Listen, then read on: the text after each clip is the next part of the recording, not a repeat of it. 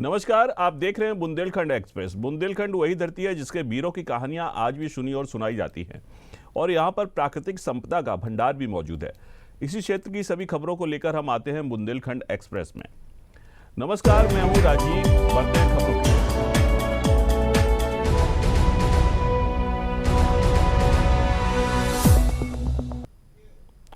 बांदा मंडल कारागार में बंद बच्चों से कुकृत्य के आरोपी जूनियर इंजीनियर राम भवन की सीबीआई को रिमांड नहीं मिल सकी। अब बता दें कि सीबीआई आरोपी रिमांड के लिए पिछली 16 नवंबर से पास्को कोर्ट के बांदा के चक्कर लगा रही है। कोर्ट में जूनियर इंजीनियर को यह चौथी पेशी थी। दरअसल सीबीआई को पूरी उम्मीद थी कि उसे हर हाल में रिमांड मिल जाएगी, लेकिन आरोपी इंजीनियर की कोरोना जांच रिपोर्ट पॉजिटिव आने के बाद आरोपी को कोर्ट में पेश नहीं किया जा सका।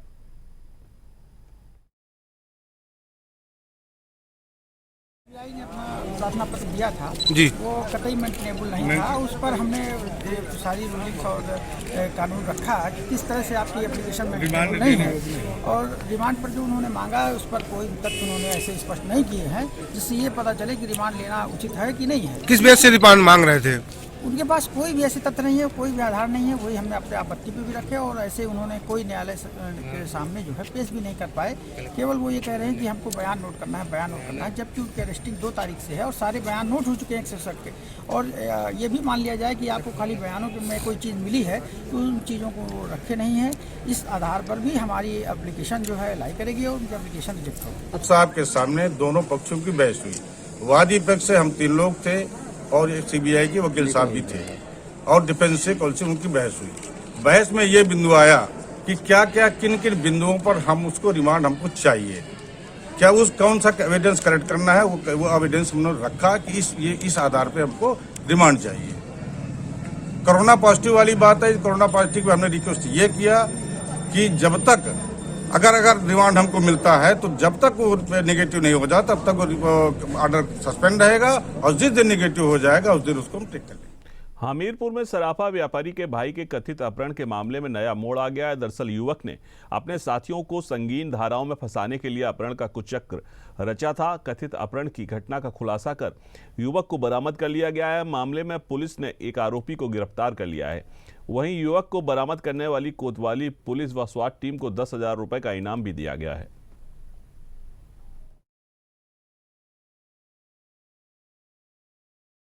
का कारण ये था कि सूरज गुप्ता सूरज यादव को इन लोगों ने 1 साल पहले मारा पीटा था, अनिल सोनी और इनके मित्र ने, और इनका सट्टे के पैसे को लेकर विवाद हुआ था। इस बीच गाली गलौज हुई थी मोहन गुप्ता में और अनिल सोनी जो जिनका अपहरण हुआ था, इनमें गाली गलौज हुई थी इधर बीच।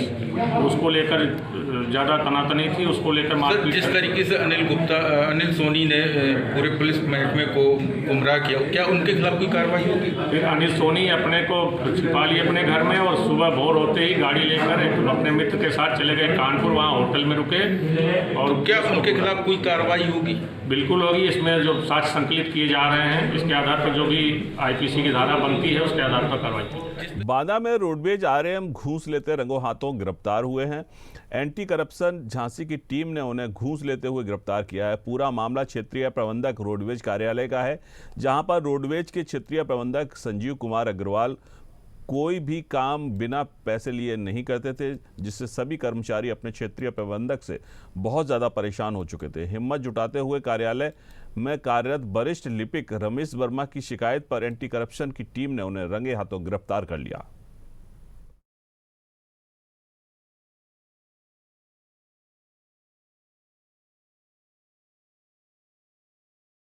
पहले मैंने प्रार्थना पत्र दिया अपने विभाग में, उनके द्वारा नहीं किया गया।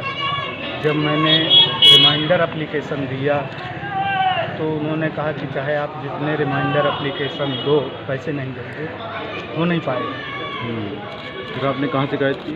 मैंने झांसी जाके एंटी करप्शन टीम को बताया और कहा कि मैं पैसा नहीं दूंगा, लेकिन उसको पकड़वा सकता हूँ। आज क्या हुआ फिर?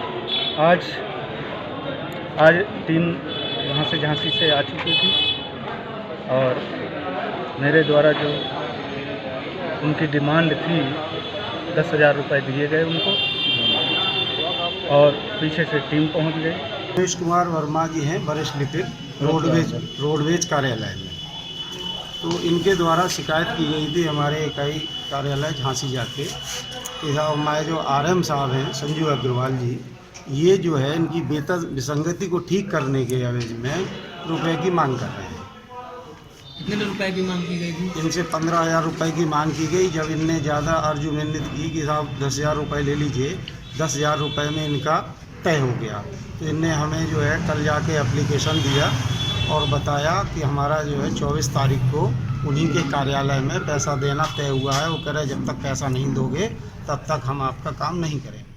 ललितपुर में विगत 2 साल 4 माह बाद एक मासूम अपने घर लौट आया है। बता दें कि 2 जुलाई 2018 को अचानक घर से बाहर खेलता हुआ 2 साल का मासूम लापता हो गया था। बहुत प्रयास करने के बाद भी उसका कोई सुराग नहीं मिला था। तभी अचानक 23 अक्टूबर 2020 को दिल्ली से ASI अमर सिंह द्वारा सोशल नेटवर्किंग ऐप के माध्यम से एक वीडियो और पोस्ट को शेयर किया गया, जिसमें बच्चे को उसके परिवार से मिलाने के लिए अनुरोध किया गया। मामले को संज्ञान में लेने के बाद ललितपुर की समाज सेवी संस्था विजन वेलफेयर फाउंडेशन के पदाधिकारी रविंद्र जैन और रानू कंडकी ने वीडियो में बच्चे की पहचान कर अविलंब उसके अभिभावकों से संपर्क किया। माता पिता द्वारा बालक की पहचान की पुष्टि होते ही पुलिस अधीक्षक कैप्टन मिर्जा मंजर बैग साहब और शहर कोतवाल संजय शुक्ला के संज्ञान में दोबारा पूरा मामला विस्तार पूर्वक लाया गया।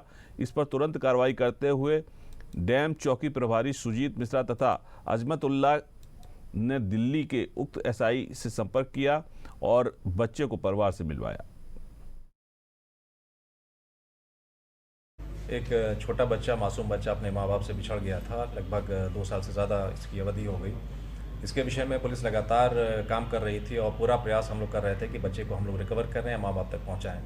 इसमें आज हम लोग की मेहनत और बाकी हमारे साथ जो टीम थी उनकी मेहनत इसमें सफल हुई और बच्चा बरामद हुआ और सकुशल अपने माँ बाप के साथ अपने घर गया। ये बच्चा, इसके बारे में सूचना सोशल मीडिया से जानकारी में हुई। उसके बाद हमारी टीम एक्टिव हुई। जो यहाँ के सोशल वर्कर्स हैं उनको भी हम लोगों ने साथ में लिया और लगातार हमारी टीम दिल्ली में बनी रही। उनकी जो भी रिक्वायरमेंट थी, जहाँ बच्चा था, वो सारे पेपर्स तैयार करके दिए गए। इस तरह से ये बच्चा सकुशल अपने माँ बाप के पास आ गया और आज बहुत खुशी हो रही है हमें कि बच्चा अपने परिवार में है। Thank you. झांसी पुलिस ने अवैध शराब के खिलाफ मोर्चा खोल दिया है। जगह जगह लगातार शराब की भट्टियां नष्ट की जा रही हैं। CO city Rajesh Kumar Singh police बल के साथ सीपरी थाना इलाके के पाडरी गांव पहुंचे और सैकड़ों लीटर शराब के साथ अवैध शराब बनाने वाले सामान बरामद किए, साथ ही अवैध शराब को नष्ट किया।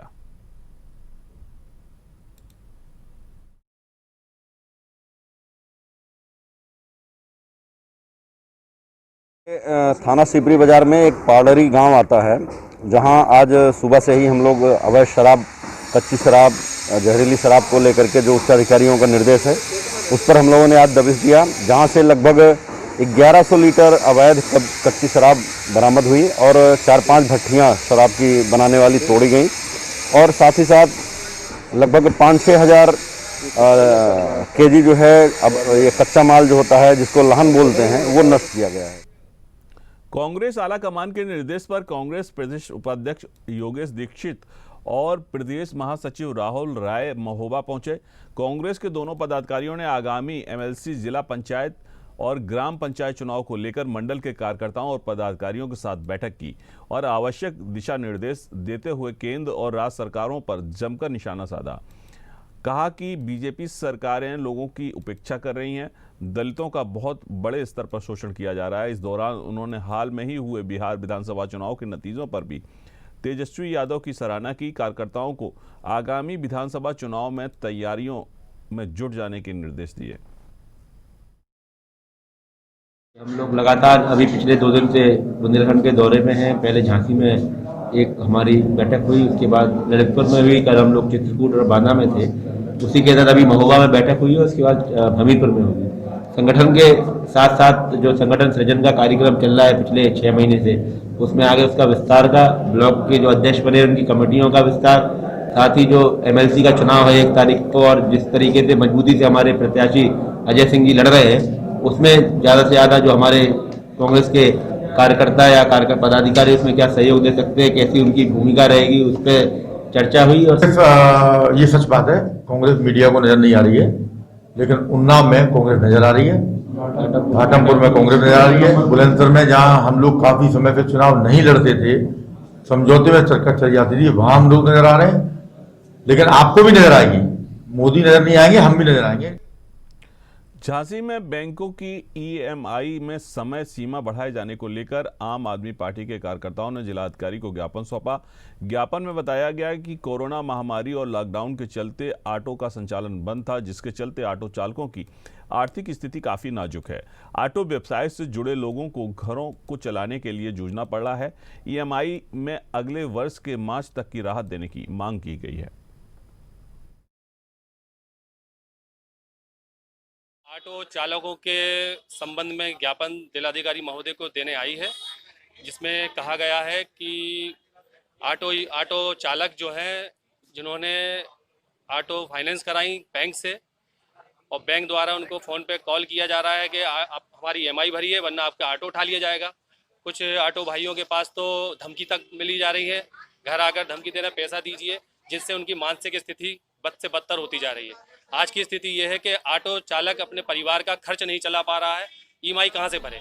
तो जिलाधिकारी महोदय से हमारी मांग की गई है कि ऑटो चालकों को कम से कम मार्च माह तक का समय दिया जाए, जिससे वो अपनी आर्थिक और मानसिक स्थिति को सुधार सके। यहाँ पर रुकेंगे एक ब्रेक के लिए।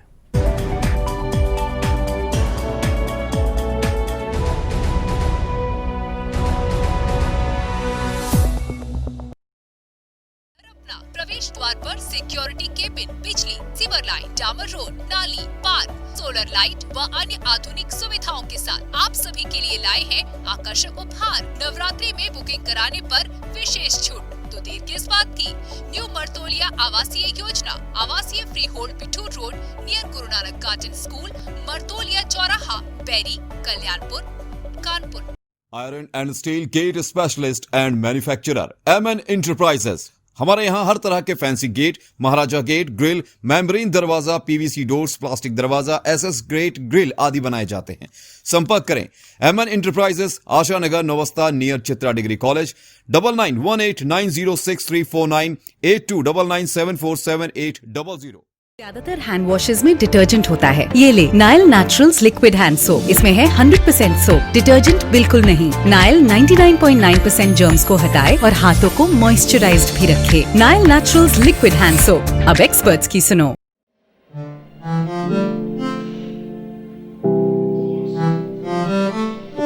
अब एक्स्ट्रा सॉफ्टनेस किसे नहीं पसंद, 9 naturally soft. Rudra medical centre, Rudra medical centre का सपना स्वस्थ समाज हो अपना। जनरल एवं laparoscopic surgery, plastic surgery, cosmetic surgery, urology, मनोरोग, आंतरिक चिकित्सा, पूर्णतः आधुनिक ऑपरेशन थिएटर, आकस्मिक चिकित्सा एवं trauma centre, ECG, X ray, ultrasound, endoscopy, OPD, 24 घंटे इमरजेंसी सेवा। डॉक्टर आकाश कटियार, डॉक्टर शैलेंद्र राज।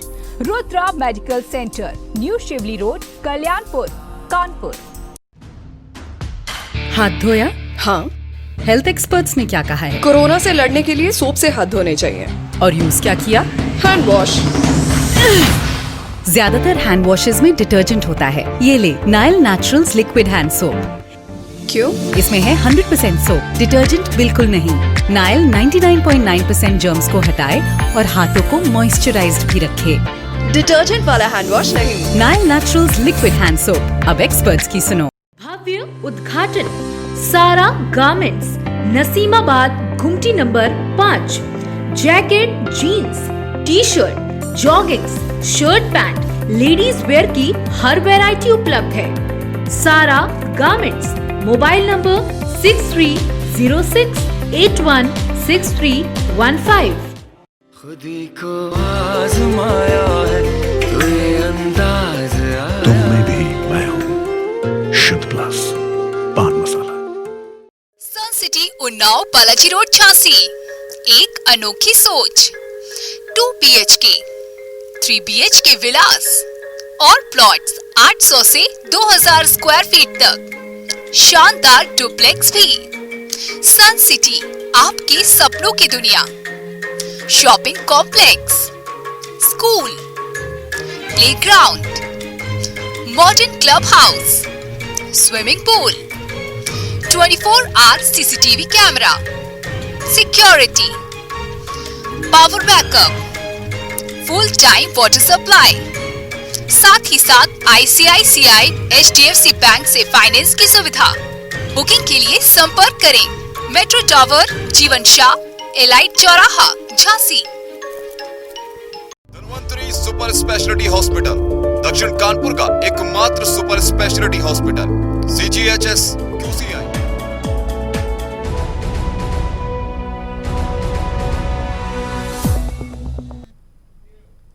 ब्रेक के बाद आपका स्वागत है। कैदियों में सुधार लाने के लिए उत्तर प्रदेश की जेलों में बंद कैदियों को अब गौ सेवा करनी होगी, जिसके लिए DIG जेल द्वारा योजना बनानी ली गई है। जल्द ही इसको मुख्यमंत्री योगी आदित्यनाथ के पास भेजा जाएगा और स्वीकृति मिलने के बाद इसे लागू भी कर दिया जाएगा।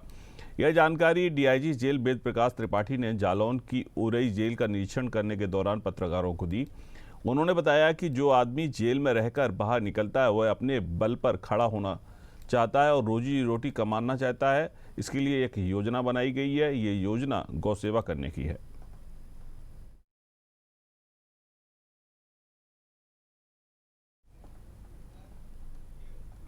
खबर झांसी से है। झांसी के बरुआ सागर थाना क्षेत्र में कुछ लोगों पर एक परिवार की पिटाई करने का आरोप लगा है। मारपीट का पूरा प्रकरण CCTV कैमरे में कैद हो गया है। पीड़ित पक्ष ने SP सिटी से न्याय की गुहार लगाई है, जिसके बाद SP सिटी ने मामला दर्ज कर जांच के निर्देश दिए हैं।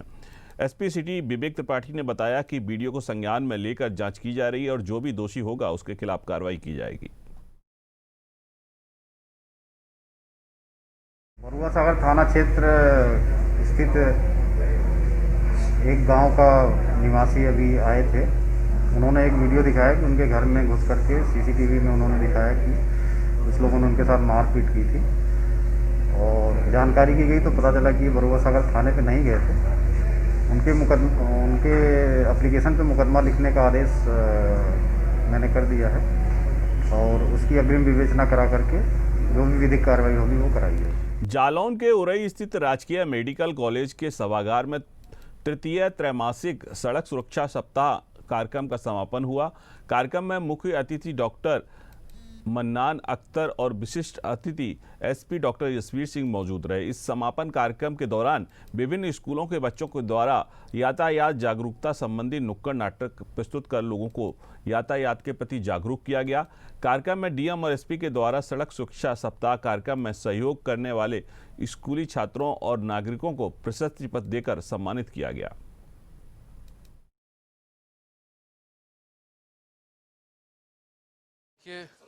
छोटे छोटे नियमों का पालन करें। नियमों का पालन करना जो है वो आपके जीवित रहने और मृत होने के बीच का जो है फासला को डिसाइड करेगा। अगर आप हेलमेट का इस्तेमाल करते हैं, सीट बेल्ट का इस्तेमाल करते हैं, सड़क पे चलने के जो नियम हैं उनको लागू करते हैं और इस्तेमाल करते हैं, तो आप जीवित भी रहेंगे, खुश भी रहेंगे और अपने घर परिवार के पास जब भी आप बाहर निकलेंगे तो सही सलामत पहुंचेंगे और उनके साथ जो है जीवन अपना बिता सकेंगे। तो छोटे छोटे नियमों का पालन करें, वो आपके जीवन को जो है बहुत बड़े। झांसी जिले के सीपरी थाना क्षेत्र में देर रात काफी हंगामा हुआ। दो पक्षों में कार रखने के विवाद को लेकर जमकर मारपीट हो गई। मारपीट का पूरा वाकया CCTV कैमरे में कैद हो गया। वीडियो को वायरल होने के बाद पुलिस हरकत में आई। इसके बाद दोनों पक्षों के खिलाफ मुकदमा दर्ज कर लिया गया, जिसमें एक पक्ष से 7 लोगों के खिलाफ और दूसरे पक्ष से 5 लोगों के खिलाफ मुकदमा दर्ज किया गया है। घटना का कारण कार रखने का विवाद बताया जा रहा है। पुलिस मामले की जांच कर रही है।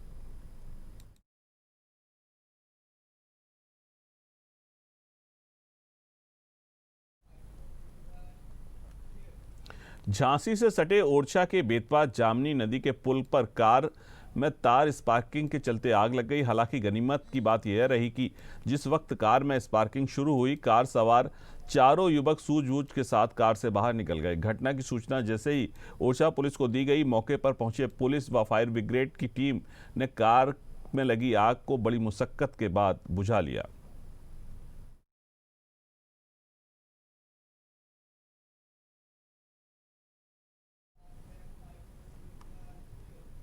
ओरछा के आजाद क्रांति तीर्थ स्थल दर्शन करने ओरछा पहुंचे प्रोटम स्पीकर रामेश्वर शर्मा ने कहा कि वह सौभाग्यशाली हैं कि उन्हें क्रांति तीर्थ के दर्शन का सौभाग्य प्राप्त हुआ है। शर्मा ने कहा कि अंग्रेज हुकूमत से लोहा लेने के लिए झाबुआ अलीराजपुर के पुत्र चंद्रशेखर आज़ाद ने प्रयाग तक का सफ़र तय करते हुए देश के स्वाभिमान के लिए अपना जीवन समर्पित करने वाला आज़ाद ने भारत माता की शान के लिए अपने प्राणों का बलिदान दिया था। रामेश्वर शर्मा ने निवाड़ी कलेक्टर से क्रांति तीर्थ स्थल को पर्यटन के स्थल के रूप में विकसित किए जाने का प्रस्ताव भी देने के निर्देश दिए हैं।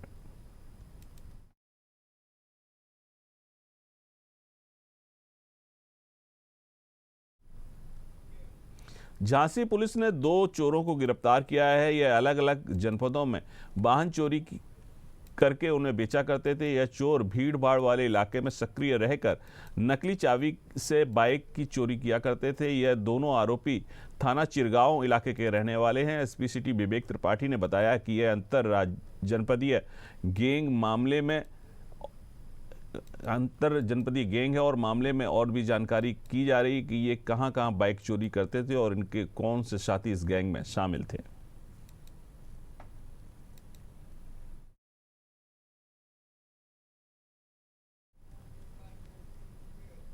बुंदेलखंड से जुड़ी खबरों में फिलहाल इतना ही। आप देखते रहिए जेएमडी न्यूज़। नमस्कार।